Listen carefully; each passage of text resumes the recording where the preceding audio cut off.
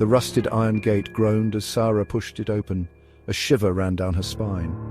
She stepped onto the overgrown path, her breath catching in her throat. Before her stood Thornhill Asylum, a decaying monolith against the stormy grey sky. Its shattered windows stared like vacant eyes, and the wind howled through the gaps in the roofline, sounding like mournful screams. Sarah clutched her notebook tighter, her heart pounding a rapid rhythm against her ribs. This was it, the place that had haunted her dreams for weeks. The air grew heavy and cold as she approached the main entrance. The oak door creaked open, revealing a cavernous hall shrouded in shadows. Dust motes danced in the faint rays of sunlight that pierced through the grime-covered windows. The air was thick with the smell of decay, a musty odor that spoke of years of neglect and forgotten suffering. Sarah took a deep breath, steeling herself for what she might find within these crumbling walls. There was a story here, she could feel it. A story whispered on the wind that whistled through the broken windows. A story etched into the very fabric of Thornhill. Sarah, a journalist drawn to forgotten histories and unsolved mysteries, was determined to uncover the truth about the asylum and its patients, the truth about Eva Stokes, a patient whose records had vanished but whose name echoed in the local legends. This was Sarah's chance to finally give a voice to the silenced whispers of Thornhill.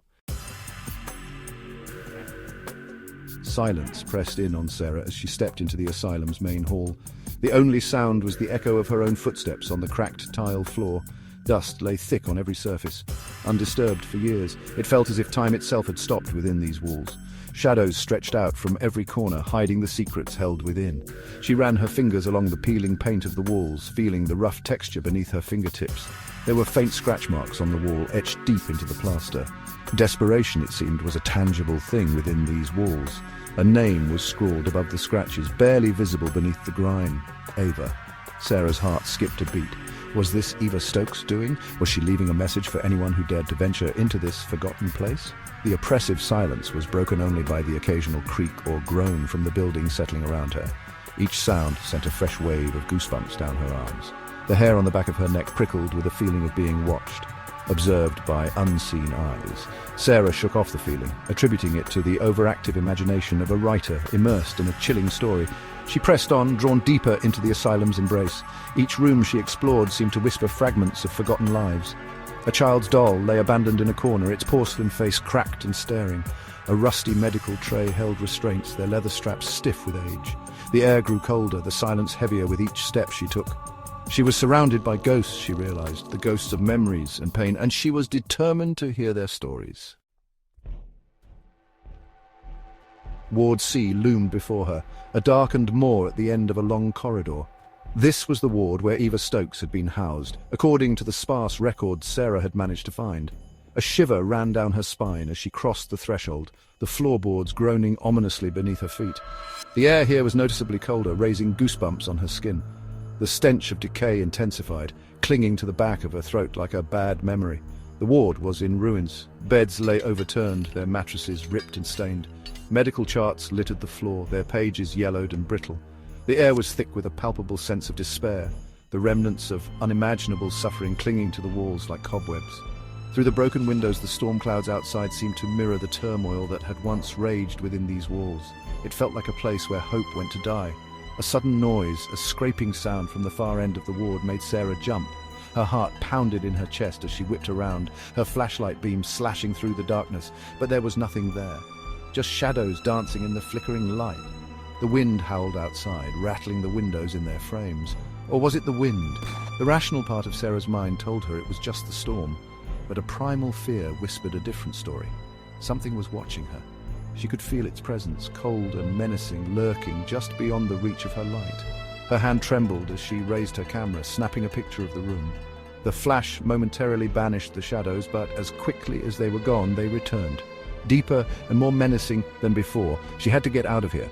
This place was getting to her, burrowing under her skin and whispering doubts into her mind. Turning to leave, she noticed something she hadn't seen before. On the wall, scrawled in what looked like charcoal, was a message. Beware the shadows. Sarah's blood ran cold. This was no trick of the light, no figment of her imagination. Someone or something was trying to warn her. The door to cell 13 creaked open, revealing a small, bare room. The air was thick with the smell of mildew and something else, something metallic and sharp. Sarah's flashlight beam fell on a mattress in the corner, its padding ripped and stained. A chill ran down her spine. This was where they kept the most troubled patients, the ones deemed too dangerous for the general population. This was Eva's cell. As she stepped inside, she noticed something etched into the concrete floor, a single word scratched with desperate intensity: shadows. The hair on the back of her neck stood on end. This word appearing again felt like a warning, a plea from beyond the grave. But a warning against what? What did the shadows hold? Suddenly, a figure appeared in the doorway behind her. A woman with wild eyes and hair that hung in matted clumps around her face. She was wearing a tattered hospital gown and her skin was as pale as death. Sarah gasped, stumbling back in shock. The woman's eyes locked onto hers, filled with a chilling intensity that sent shivers down Sarah's spine. "The shadows," the woman rasped, her voice a dry whisper. "They took her, took them all. They'll take you too." The woman lunged, her hand shooting out to grab Sarah's arm. Sarah wrenched herself free and stumbled back, her heart pounding in her chest. But as quickly as she'd appeared, the woman was gone, vanished into thin air. Sarah stood there, frozen in place, her breath catching in her throat. Was the woman real or another figment of this place's twisted energy? She didn't know, but one thing was certain. Thornhill was not done with her yet. A heavy steel door, partially hidden by cobwebs and neglect, stood at the end of a hallway. It had no markings, no indication of what lay beyond. But Sarah felt an undeniable pull towards it, a sense that the answers she sought were hidden behind its cold, unyielding surface. This had to be the way to the asylum's basement, a place even the whispers avoided. Placing her hand on the cold metal, she pushed the door open. A set of rickety wooden stairs descended into darkness. The air grew heavy and cold, thick with the smell of mildew and something else, something faintly metallic that sent a shiver down her spine. Sarah hesitated for a moment, her heart pounding against her ribs. The darkness seemed to pulse with an unseen energy, a palpable sense of dread that clung to her like a shroud. Taking a deep breath, she switched on her flashlight and began her descent. The steps creaked ominously beneath her weight, each groan echoing through the oppressive silence. The air grew colder with each step, as if she were descending into the belly of a beast. Fear, primal and suffocating, threatened to consume her, but she pressed on, driven by an insatiable curiosity and the growing certainty that she was on the verge of uncovering something truly horrific. The basement was vast and cavernous, the darkness stretching out before her like a black ocean. The air was thick with dust and the stench of decay, the oppressive weight of forgotten suffering pressing down on her. Cobwebs hung from the low ceiling like ghostly shrouds, and the only sound was the drip, drip, drip of water echoing through the silence. This was a place of secrets, she realized, a place where the truth had been buried, hidden away from the light of day, and she was about to unearth it. The beam of Sarah's flashlight cut through the darkness, illuminating rows upon rows of dusty shelves. She found herself in a vast archive, filled with forgotten files and decaying documents. The air was thick with the scent of aged paper and dust, a testament to countless untold stories, silenced by time and neglect. This was where Thornhill's secrets were kept, locked away and forgotten. Until now, she ran her fingers along the spines of the files, her heart pounding with a mixture of anticipation and dread.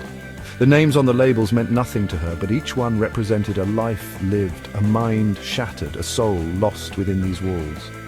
She pulled out a file at random, its cover brittle and yellowed with age. The name on the tab sent a chill down her spine, Eva Stokes. Flipping through the pages, Sarah felt a growing sense of unease. The file contained medical records, therapy notes, and disturbing sketches drawn in charcoal and blood. The sketches depicted grotesque figures lurking in the shadows, their eyes filled with an unsettling malice. The same figures Ava had scratched onto her cell wall, the same figures that now seemed to writhe on the edge of Sarah's vision, just beyond the reach of her flashlight beam. As she delved deeper into the files, a horrifying narrative began to take shape. Experiments, cruel and inhumane, had been conducted on the patients at Thornhill. Patients like Eva Stokes, whose minds had been pushed to the brink of madness, their sanity sacrificed in the name of twisted science. The shadows weren't just figures of Eva's fractured mind, they were real. They were the doctors, the nurses, the very people entrusted with their care, preying on the vulnerable within these walls. The weight of the asylum pressed down on Sarah, threatening to crush her spirit. The deeper she delved, the more she understood the true depths of the horrors that transpired within these walls. The air itself seemed thick with despair, the remnants of shattered minds and broken spirits.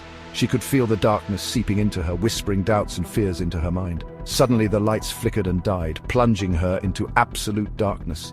Panic welled up inside her, choking her with its icy grip. She fumbled for her flashlight, her heart pounding against her ribs like a drum. The darkness was all-consuming, pressing in on her from all sides. She felt a presence then, something cold and menacing lurking just beyond the reach of her senses. The floor seemed to tilt beneath her feet as a wave of dizziness washed over her. Panic surged, tightening its icy grip on her chest. She stumbled back, bumping into a shelf. Files tumbled down around her, their contents spilling out like secrets desperate to be heard. As she reached out to steady herself, her hand brushed against something cold and clammy. It was then that she heard it, a low, guttural growl emanating from the darkness just inches from her face. The hair on the back of her neck stood on end as a wave of primal fear washed over her. She was not alone in the darkness. Sarah found herself trapped. The steel door leading back to the asylum's depths had slammed shut behind her, the sound echoing ominously through the darkness. She rattled the handle, but it wouldn't budge. Panic welled up inside her, choking her with its icy grip. She was trapped within the belly of the beast, with no escape from the darkness that surrounded her. She could feel the shadows closing in on her, their presence growing stronger with each passing moment.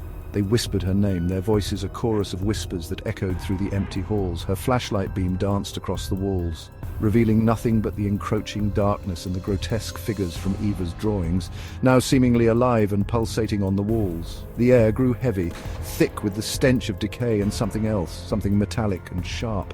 She could feel her sanity slipping, her grasp on reality loosening with every passing moment. The asylum had her now, its grip on her soul tightening with an unyielding force. She screamed, a desperate cry for help that echoed through the empty halls, swallowed by the oppressive silence. The shadows descended upon her, their cold, ethereal forms enveloping her in a suffocating embrace. Her screams died in her throat as the darkness consumed her, dragging her down into the abyss of Thornhill's haunted legacy. The old asylum stood silent once more, its secrets locked away within its decaying walls. The storm had passed, leaving behind an eerie stillness that settled over the grounds like a shroud. The sun dipped below the horizon, casting long, menacing shadows across the overgrown lawn. Thornhill, however, remained untouched by the fleeting beauty of the sunset.